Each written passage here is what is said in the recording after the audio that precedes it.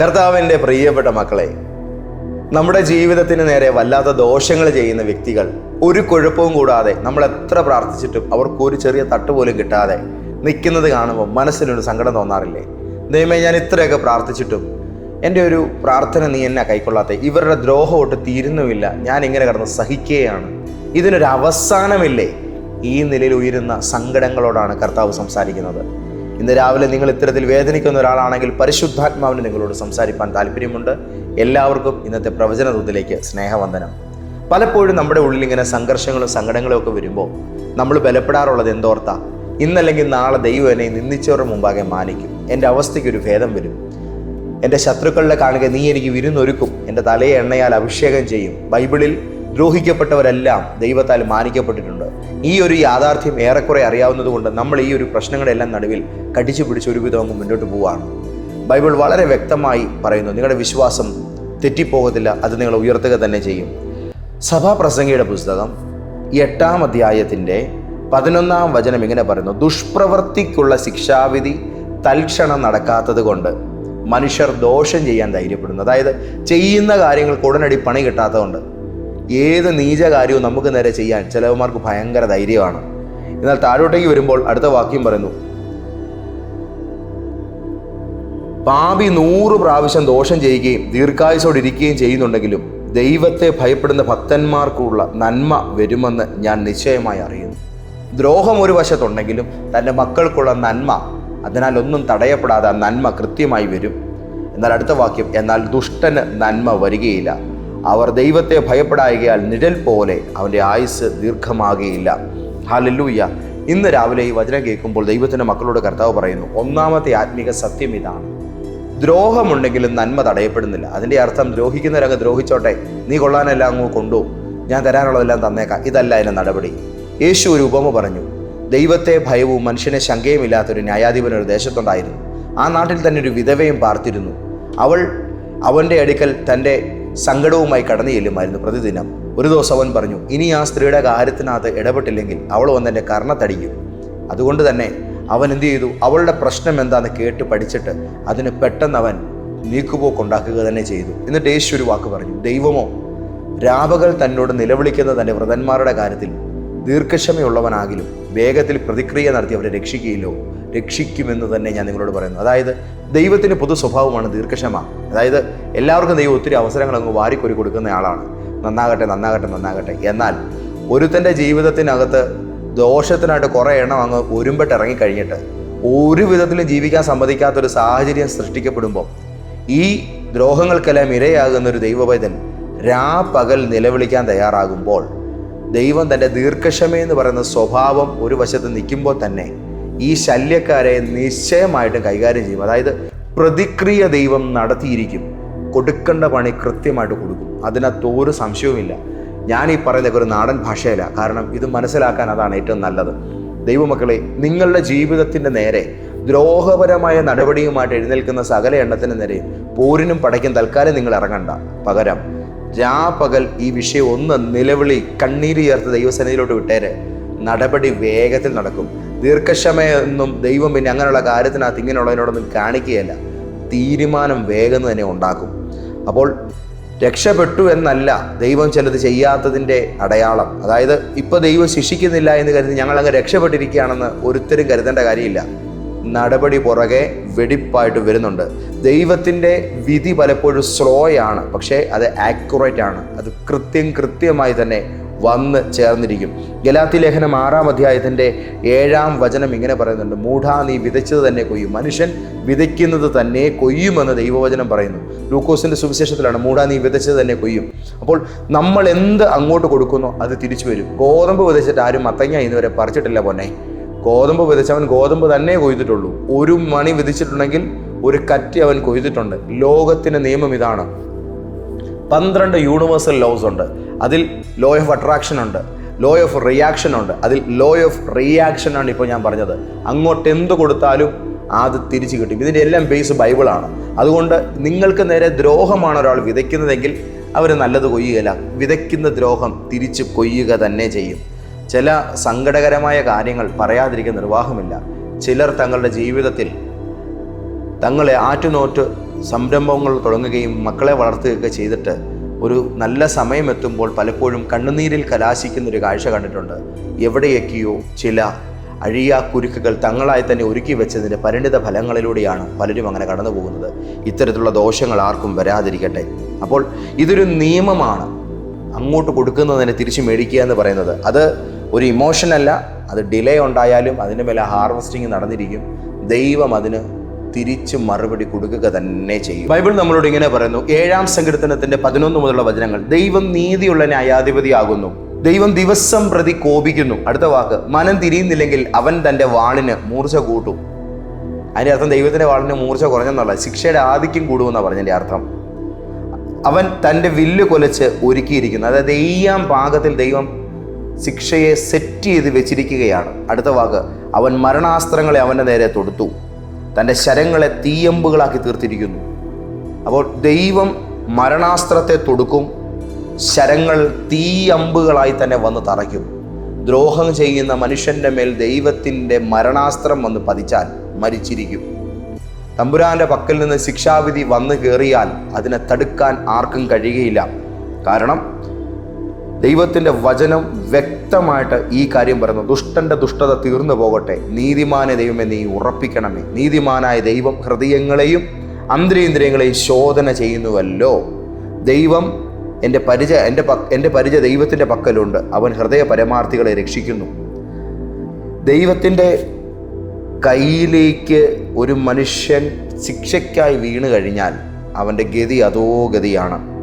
പലപ്പോഴും തമ്പുരാൻ്റെ ശിക്ഷ ആരംഭിക്കുമ്പോൾ അത് മാനസിക തലത്തിലാണ് ദൈവം അത് ആദ്യം ഇട്ടുകൊടുക്കുന്നത്. അതായത് നേരിട്ട് ശരീരത്തിന്മേൽ കടന്നാക്രമണം നടത്തുകയല്ല, മനസ്സിനകത്ത് നോവുണ്ടാകുന്നതിൻ്റെ കാരണം മാനസാന്തരപ്പെടുന്നെങ്കിൽ മാനസാന്തരപ്പെട്ടോട്ടെ എന്നുള്ള നിലയിലാണ്. പുറമേ വലിയ കുഴപ്പമൊന്നും ഇല്ലാതെ നിങ്ങൾക്ക് നേരെ ദ്രോഹം ചെയ്യുന്നവർ ചിരിച്ചു കളിച്ച് നടക്കുന്നുണ്ടെങ്കിലും അവൻ്റെ ആന്തരിക അവസ്ഥ വളരെ ഡാമേജാണ്. നിങ്ങളത് മനസ്സിലാക്കിക്കോണം. ഈ 14 മുതൽ 16 വരെയുള്ള വചനങ്ങൾ, 7-ാം സങ്കീർത്തനത്തിൻ്റെ 14 മുതൽ 17 വരെയുള്ള വചനങ്ങൾ ഇങ്ങനെ പറയുന്നു, ഇതാ അവന് നീതികേടിനെ നോവ് കിട്ടുന്നു, അവൻ കഷ്ടത്തെ ഗർഭം ധരിച്ച് വഞ്ചനയെ പ്രസവിക്കുന്നു, അവനൊരു കുഴി കുഴിച്ചുണ്ടാക്കി കുഴിച്ച കുഴിയിൽ താൻ തന്നെ വീണു. അതായത് ഹൃദയത്തിനകത്ത് നീതികേട് കാണുന്ന അത് പ്രവർത്തിക്കുന്ന ഒരു മനുഷ്യനെ സംബന്ധിച്ചിടത്തോളം അവൻ്റെ ഉള്ളിൽ അവന് സങ്കടങ്ങളുണ്ടാകും. രണ്ടാമത്തെ കാര്യം, അവൻ വഞ്ചനകളിൽ അകപ്പെടും. മറ്റുള്ളവരുടെ ചതികൾക്കകത്ത് ഇങ്ങനെയുള്ള മനുഷ്യർ വീണുപോകും. കഷ്ടത അവൻ ആധിക്യമായി വരും. അപ്പോൾ കഷ്ടത്തെ ഗർഭം ധരിച്ച് വഞ്ചനയെ പ്രസവിക്കുന്നു.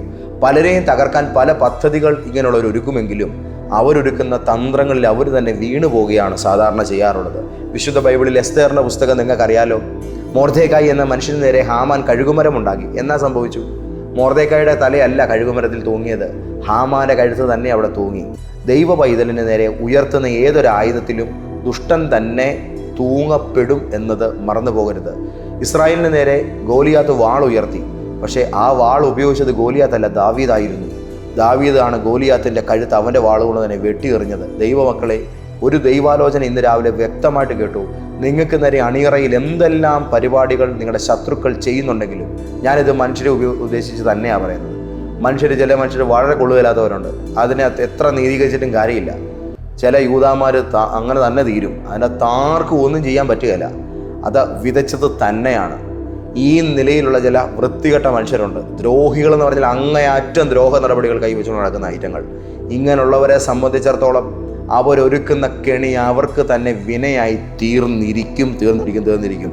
പലപ്പോഴും ദൈവം ക്ഷമയുടെ ഒരു സാഹചര്യം ഒരുക്കിക്കൊണ്ട് ഇന്നല്ലേ നാളെ നന്നാകട്ടെ എന്ന നിലയിൽ ഒരു മാനസാന്തരത്തിലൂടെ ഹൃദയത്തിനകത്ത് ഒരു ഇടപെടൽ നടത്തുമ്പോൾ ആ ദ്രോഹത്തിനൊക്കെ ഫലമായിട്ട് ആദ്യം അവർ അനുഭവിക്കുന്ന ഒരു ആന്തരികമായിരിക്കുന്ന ഒരു സംഘർഷമാണ്. പക്ഷേ അതിൻ്റെ ഒന്നും ഉള്ളിൽ അവർക്ക് ആ ഗിൽറ്റ് ഉണ്ടാകുകയോ ഒരു ഇൻസെക്യൂരിറ്റി ഫീൽ ഉണ്ടാകുകയോ ഒരു ഭയം ഉണ്ടാകുകയോ ഒക്കെ ചെയ്യുമ്പം പുറമേ മറ്റുള്ളവർക്ക് അത് കാണാൻ പറ്റത്തില്ല, ഇവന്മാരത് വെളിപ്പെടുത്തത്തുമില്ല. എന്നാൽ ഉള്ളിൽ കൊണ്ടു നടക്കുന്ന ഈ സാധനം ഇത് പുറമേ കാണിക്കാതെ അകത്ത് ഇത് കയറി വരുമ്പോൾ മാനസാന്തരപ്പെട്ടാൽ അവനത് നല്ലത്, ഇല്ല എങ്കിൽ അതിനാൽ തന്നെ തീരാൻ അത് കാരണമായി തീരും.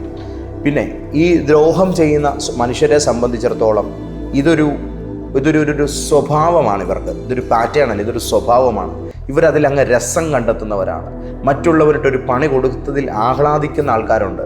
എങ്ങനെയും ദ്രോഹിക്കുന്നത് അവരുടെ ഒരു കായിക വിനോദം പോലെ കാണുന്ന, പടം വരയ്ക്കുക, കഥ എഴുതുക എന്നൊക്കെ പറയുന്നത് പോലെ തങ്ങൾക്കിഷ്ടമുള്ളൊരു ഹോബിയായിട്ട് മറ്റുള്ളവരെ ദ്രോഹിക്കുന്നത് കൊണ്ട് നടക്കുന്ന മനുഷ്യരുണ്ട്.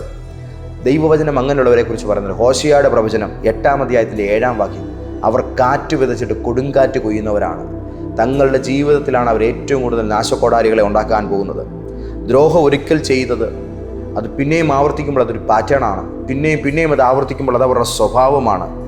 ഈ ഒരു അവസ്ഥയ്ക്കകത്ത് മനുഷ്യൻ വീണുപോയാൽ, ഇങ്ങനെ ദ്രോഹിക്കുന്നവരുടെ അകത്ത് ഒരാൾ വീണുപോയാൽ, അങ്ങനെയുള്ള ദ്രോഹിയായിരിക്കുന്ന ഒരാളുടെ ഭാര്യയോ ഭർത്താവോ ആകേണ്ടി വന്നാൽ, അങ്ങനെ ദ്രോഹിക്കുന്ന ഒരാളുള്ള വീട്ടിൽ ഒരു ബന്ധം സ്ഥാപിച്ച് കയറി ചെല്ലേണ്ടി വന്നാൽ അവരുടെ അവസ്ഥ വളരെ പരിതാപകരമാണ്. ചാറൂറ്റും, കണ്ണിച്ചോരില്ലാതെ പെരുമാറും, ഏത് നരാധമ പ്രവൃത്തികളും അവർ അഴിച്ചുവിടും. പ്രിയപ്പെട്ടവരെ, സങ്കടപ്പെടരുത്. ഇങ്ങനെയൊക്കെ നിങ്ങളെ ദ്രോഹിക്കുന്ന ദ്രോഹികളായിരിക്കുന്ന മനുഷ്യരുടെ സ്വഭാവത്തിൻ്റെയും നിലപാടുകളുടെയും നടുവിൽ കർത്താവ് കണ്ണടച്ച് നോക്കിയിരിക്കുന്നവനല്ല. തീച്ചൂളയുടെ നടുവിൽ 4-മനായി ഇറങ്ങിയെന്ന് പറഞ്ഞാൽ ഇറങ്ങുക തന്നെ ചെയ്യും. ദൈവത്തിൻ്റെ പ്രവൃത്തി നിങ്ങൾക്കു വേണ്ടി, നിങ്ങളെ ദ്രോഹിക്കുന്നവരോടുള്ളതായ ഇടപെടലായി ഈ ദിവസങ്ങളിൽ വെളിപ്പെടാൻ പോവുകയാണ്. വിശ്വസിച്ച് കർത്താവ് അത് ചെയ്യുന്നതിനായിട്ട് ദൈവത്തിന് സ്തോത്രം ചെയ്തു. ഒരു മഹത്വപൂർണ്ണമായ റിസൾട്ട് ദൈവം നിങ്ങൾക്കായിട്ട് അയക്കാൻ പോവുകയാണ്. ദൈവമക്കളെ, ഇനി വളരെ ശ്രദ്ധയോടൊരു വചനം ഞാൻ വായിച്ച് കേൾപ്പിക്കാം. നിങ്ങളത് കേൾക്കണം. റോമാലേഖനം 1-ാം അധ്യായത്തിൻ്റെ 28-ാമത്തെ വാക്യമാണ്. ആ വചനം എങ്ങനെയാണ് പറയുന്നത്? ദൈവത്തെ പരിജ്ഞാനത്തിൽ ധരിപ്പാൻ ഇഷ്ടമില്ലാത്തതിന് തക്കവിധം, അതായത് ദൈവമുണ്ടെന്നും ദൈവത്തിൻ്റെ പ്രവൃത്തികളുണ്ടെന്നുമൊക്കെ സ്വന്തം ബുദ്ധിയിൽ തന്നെ ഗ്രഹിക്കാൻ 100 കണക്കിന് അവസരങ്ങളുണ്ടായിട്ടും തമ്പുരാൻ്റെ ഒരിടപെടൽ പോലും ഉൾക്കൊള്ളാതെ നടക്കുന്ന കുറേ നികൃഷ്ട ബുദ്ധികളെക്കുറിച്ചാണ് പറയുന്നത്. അവരെ ദൈവം ചെയ്യുന്ന കാര്യം, ദൈവം അവരെ ഉചിതമല്ലാത്തത് ചെയ്യുവാൻ നികൃഷ്ട ബുദ്ധിയിൽ ഏൽപ്പിച്ചു. അവർ തന്നെ രൂപരേഖ ചെയ്തുണ്ടാക്കുന്ന അവരുടെ കൊള്ളുവല്ലാത്ത ബുദ്ധിക്കകത്ത് തന്നെ നശിക്കാൻ ദൈവം അങ്ങനെയുള്ളവരെ വിട്ടേക്കുകയാണ്. ശ്രദ്ധിച്ചു കേട്ടെ, അവരുടെ പ്രത്യേകതകൾ വരുന്നു. അവർ സകല അനീതിയും ദുഷ്ടതയും, അനീതി, ദുഷ്ടത, അത്യാഗ്രഹം, ദുർബുദ്ധി നിറഞ്ഞവർ. നോക്കുക, ഇങ്ങനെയുള്ള ചിലരുടെ പേര് നിങ്ങൾക്ക് അറിയാം അല്ലേ? ശ്രദ്ധിച്ചു കേട്ടെ, നികൃഷ്ട ബുദ്ധിയിൽ ദൈവം ഏൽപ്പിച്ചിരിക്കുന്ന ആരേഖ? ഒന്ന്, ദുഷ്ടത ചെയ്യുന്നവർ, സകല അനീതി പ്രവർത്തിക്കുന്നവർ, ദുഷ്ടത ചെയ്യുന്നവർ, അത്യാഗ്രഹം കാണിക്കുന്നവർ, ദുർബുദ്ധി നിറഞ്ഞവർ. അവരുടെ കാര്യങ്ങൾ പിന്നെ പറയുന്നു. അവർ അസൂയ, കൊല, പിണക്കം, കപടം, ദുർശീലം എന്നിവ തിങ്ങിയവർ. കണ്ടോ, അവരുടെ ഉള്ളിൽ തിങ്ങി നിൽക്കുന്ന സാധനങ്ങൾ എന്നൊക്കെയാണെന്ന് വ്യക്തമായി ദൈവവചനം പറയുന്നു.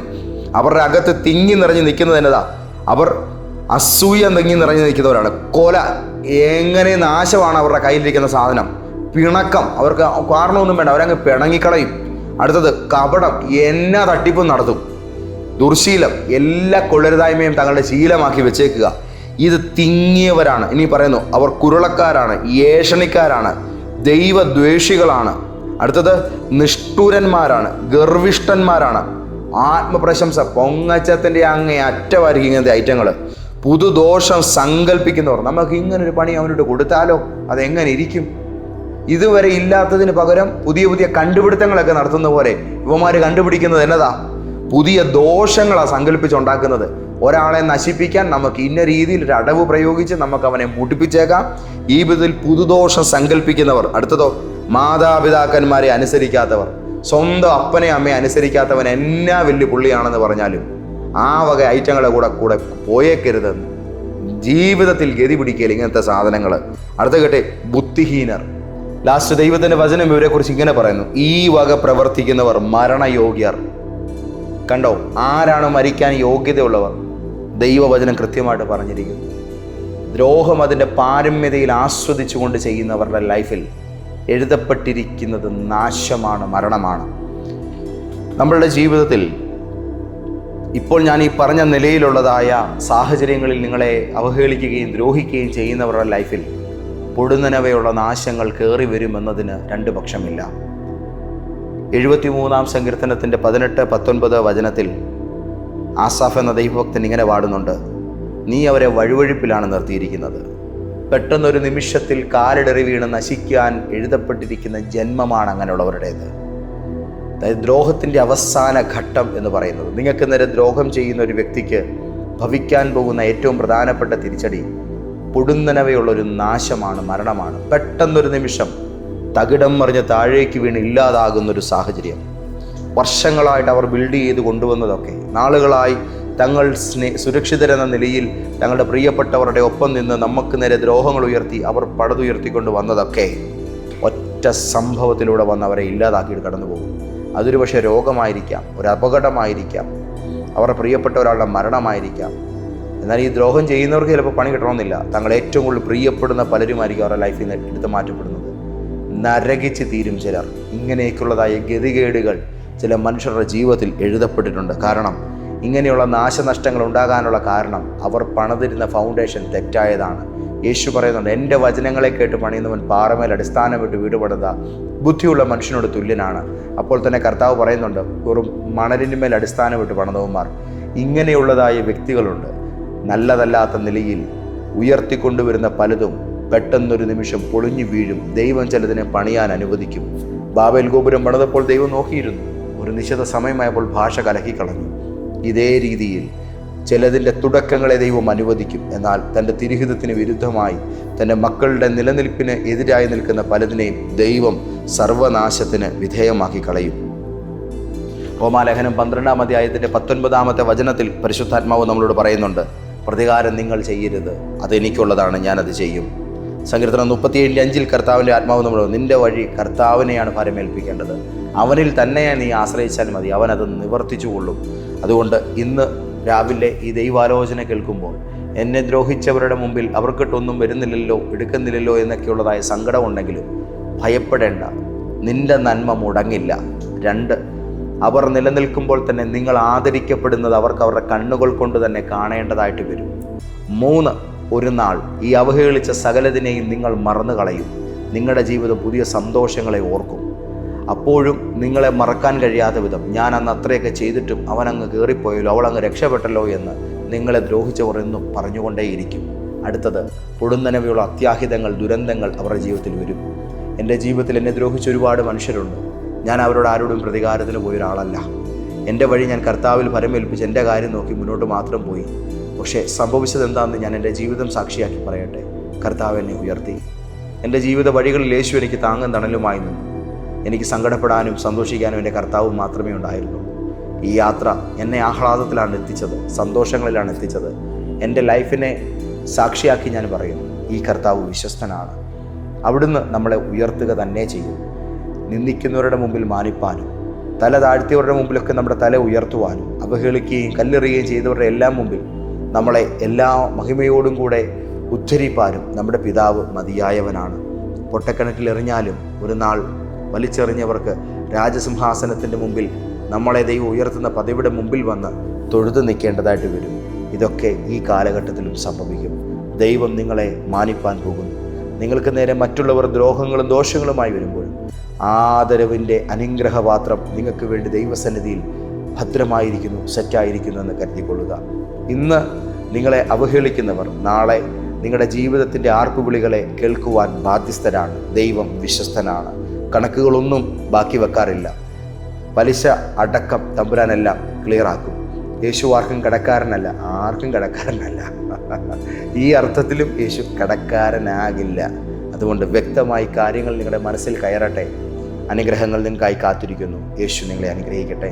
ഞങ്ങളുടെ പിതാവേ, ഇന്ന് പകല് ഞങ്ങളുടെ മക്കൾ പലയിടത്തും അകാരണമായി പീഡിപ്പിക്കപ്പെടുമ്പോൾ, നിന്ദിക്കപ്പെടുമ്പോൾ, ഉപദ്രവിക്കപ്പെടുമ്പോൾ എന്താണ് ഇതൊക്കെ ചെയ്യുന്നവർക്ക് മേൽ വരാൻ പോകുന്ന ശിക്ഷ, ഒരൊന്നും നടക്കുന്നില്ലല്ലോ എന്നൊക്കെ കരുതിയിരുന്നിടത്ത് കർത്താവെ, ഞങ്ങളെ ദ്രോഹിച്ചവർക്കും അവഹേളിക്കുന്നവർക്കും നിന്ദിക്കുന്നവർക്കും ഞങ്ങളുടെ നാശത്തിനായി രംഗത്തിറങ്ങുന്നവർക്കും തമ്പുരാൻ ഒരുക്കി വച്ചിരിക്കുന്നത് കൃത്യമായി അവിടുന്ന് രൂപരേഖപ്പെടുത്തി ഞങ്ങളെ കാണിച്ചിരിക്കുകയാണ്.